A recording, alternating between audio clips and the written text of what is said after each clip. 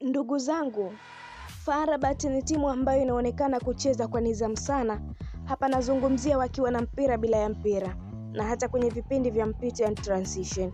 Lakini pia ni timu ambayo mara nyingi wanazingatia mambo ya muhimu wakati wa kuzuia, ambayo ni kuweka pressure kwa wapinzani, kutengeneza usawa wa kuunda mshikamano na kufunga maeneo mengi yaliyokuwa wazi.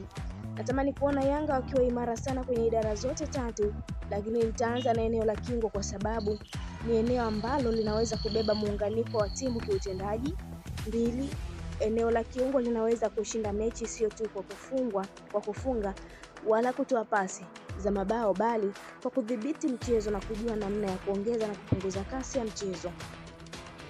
Yanga wanamhitaji Duke na Max wakati wa kuunda mashambulizi pamoja na kuendeleza mashambulizi kutokana na ubora wao kiufundi, hasa mechi inapokuwa kwenye kasi kubwa.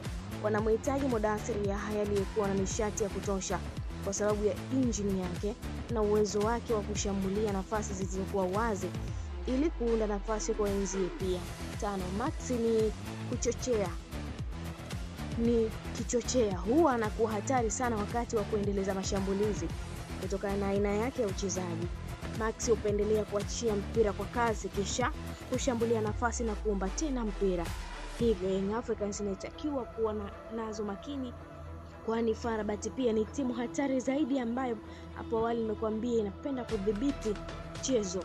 Ukipata nafasi ya kwanza ya pili usichezee, bali zalisha goli, kwani mianya yao kuipata ni ngumu, labda wafanye makosa ya kujilazimisha. Ni kuelekea katika mchezo wa kesho, mtazamaji wa Nile TV, Young Africans ikikaribisha FAR Rabat katika mchezo wa kwanza hatua ya makundi klabu bingwa barani Afrika tarehe 22 Novemba 2025. Endelea kutufuatilia, kesho tutakuletea updates mbalimbali na kile ambacho kinaendelea hivi sasa, kwani Young Africans kwa hivi sasa ipo ikijifua mazoezi ya kujiweka fit katika uwanja wa New Amaan Complex, na hapo baadaye tutapata nafasi ya kuona makocha wakizungumza wa pande zote mbili kuelekea katika mchezo huu. Hii ni Nile TV, endelea kutufuatilia, usisahau kulike, kushare, kucomment pamoja na kusubscribe channel yetu. Niliyekusomea taarifa hii mimi Liz Sported, wakati mwingine bye bye.